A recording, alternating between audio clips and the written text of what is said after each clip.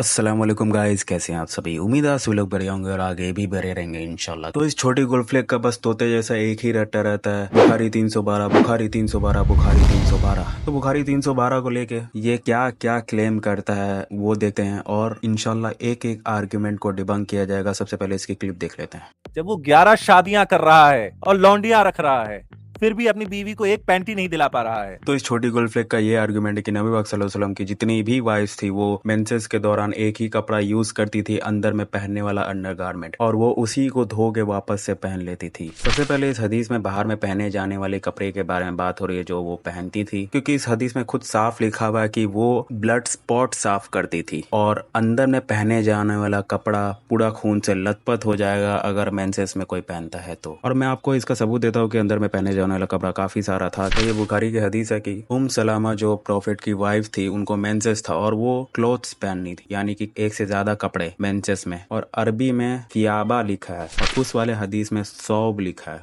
सौब जो है वो सिंगुलर के लिए यूज होता है और थियाबा जो है वो प्लूरल के लिए यूज होता है। हाँ, बस बाहर में जो कपड़ा पहना जाने वाला था वो एक था कि मेंसेस में सिर्फ और सिर्फ एक हफ्ता के लिए वो कपड़ा पहना जाता है और वो इसलिए पहनती थी ताकि अच्छे कपड़े जो है वो ब्लड की वजह से खराब ना हो जाए। सिंपल सा लॉजिक है, इसको समझ में आना चाहिए। और नबी पाक सल्लल्लाहु अलैहि वसल्लम को काफी सारे गिफ्ट भी मिलते थे, गिफ्ट में जैसे कपड़े भी मिलते थे, जैसा कि ये हदीस है। तो यहाँ पर बात ये आता है कि जब उन्हें काफी सारे गिफ्ट मिलते थे तो उसमें ये कपड़े भी मिलते थे और वो ऑब्वियसली अपने वाइफ्स को भी गिफ्ट करते हैं। जब तुम्हारी बीवियां जो है एक ही पैंटी में थूक के उसको दोबारा पहन रही हैं और रोग हो रहा है उनको, जैसा कि मैंने पहले बताया, उनको एक्चुअली फिजिकल प्रॉब्लम्स होती थी, उनके वजाइना से मवाद निकलता था, आपकी हदीसों में लिखा हुआ। अब इस छोटी गोल्डफ्लेक का दूसरा आर्गुमेंट ये है, उन्हें जो डिस्चार्ज हो रहा था वो एक इन्फेक्शन की वजह से हो रहा था और वो पस था। तो जैसा कि पिछली वाली क्लिप में आपने देख ही लिया था कि वो एक कपड़ा नहीं था, वो काफी सारे कपड़े यूज करते थे मेंसेस में। और अब यहाँ पर एक सोचने वाली बात ये है कि अगर उन्हें इन्फेक्शन होता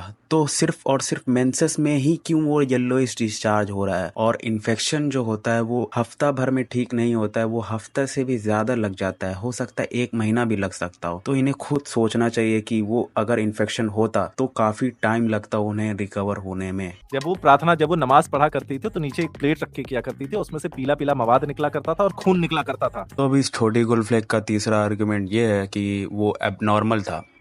कुछ मेडिकल रिपोर्ट्स आपको दिखाता हूँ कि वो एबनॉर्मल नहीं था।